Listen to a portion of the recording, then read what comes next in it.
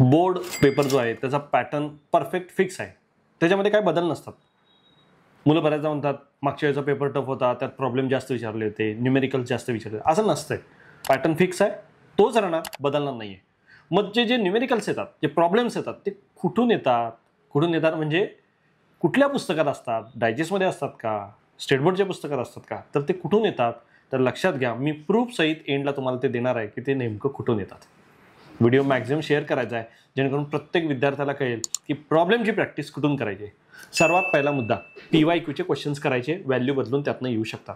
दुसरा महत्त्वाचा मुद्दा, आपलं जे स्टेट बोर्डचं पुस्तक आहे ते कधीतरी उघडा रे, आणि त्या पुस्तकामध्ये जे सॉल्व प्रॉब्लेम दिलेत ते ॲज इट इज येतात. येस, विषय कुठलाही असू दे, त्यामध्ये सॉल्व क्वेश्चन्स येतात. आणि थर्ड, जर तुम्हाला स्टँडर्ड माहिती आहे, एक्सरसाइजमधले काही क्वेश्चन, चान्सेस एक्सरसाइजमधले कमी आहेत, सॉल्वचे जास्त आहेत. त्यामुळे सॉल्व क्वेश्चन व्यवस्थित करा आणि PYQचे क्वेश्चन्स करा.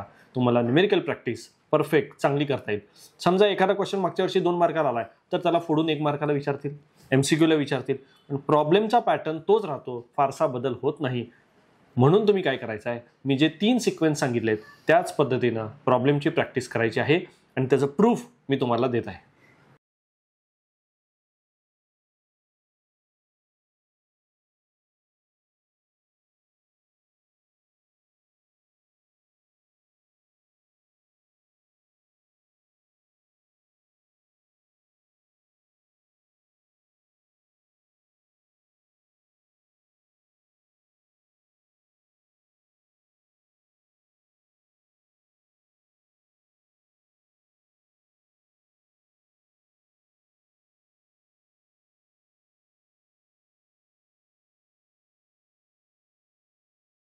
Eastern academy app JEE NEET MST CETच्या प्रिपरेशनसाठी आजच डाउनलोड करा.